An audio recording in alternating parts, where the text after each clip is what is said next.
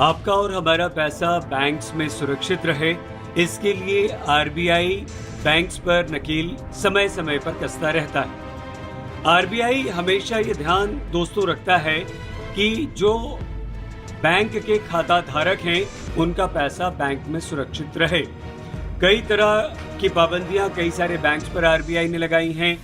जुर्माना भी कई बैंक्स पर आरबीआई ने लगाया है। जो बैंक्स ढंग से सही काम नहीं करते हैं, नियमों की अनदेखी करते हैं और आपका हमारा यानी कि अकाउंट होल्डर्स, खाता धारकों का पैसा डूबने का खतरा जिन बैंक्स में रहता है। मुंबई में एक बैंक है सीकेपी सहकारी बैंक। आरबीआई ने दोस्तों इस बैंक का लाइसेंस रद्द कर दिया है। अब ये बैंक किसी भी तरह का लेन देन नहीं कर पाएगा।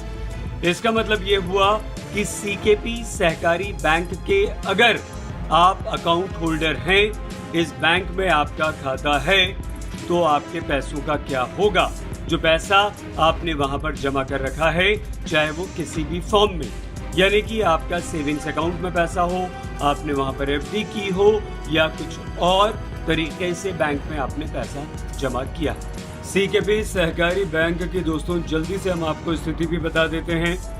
1,32,170 खाता धारक यानी कि अकाउंट होल्डर्स हैं इस बैंक में, आप जैसे लोग। इसके अलावा 485 करोड़ रुपए की कुल धनराशि इसके अकाउंट्स में है।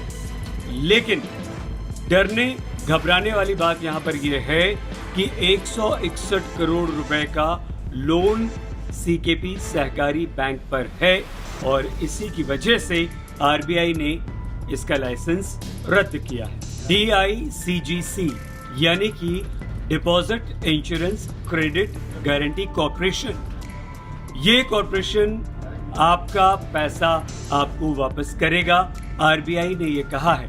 मतलब ये हुआ कि DICGC से आपका पैसा वापस कर देगा, आपको घबराने की जरूरत नहीं।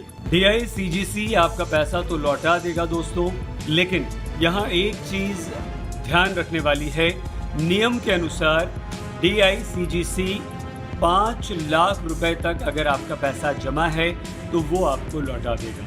लेकिन मान लीजिए आपने 5 लाख रुपए से ज्यादा बैंक में जमा किए हैं, तो 5 लाख तो आपको मिलेगा, उसके ऊपर जितना भी पैसा है 6 लाख, 10 लाख, 20 लाख वो डूब जाएगा।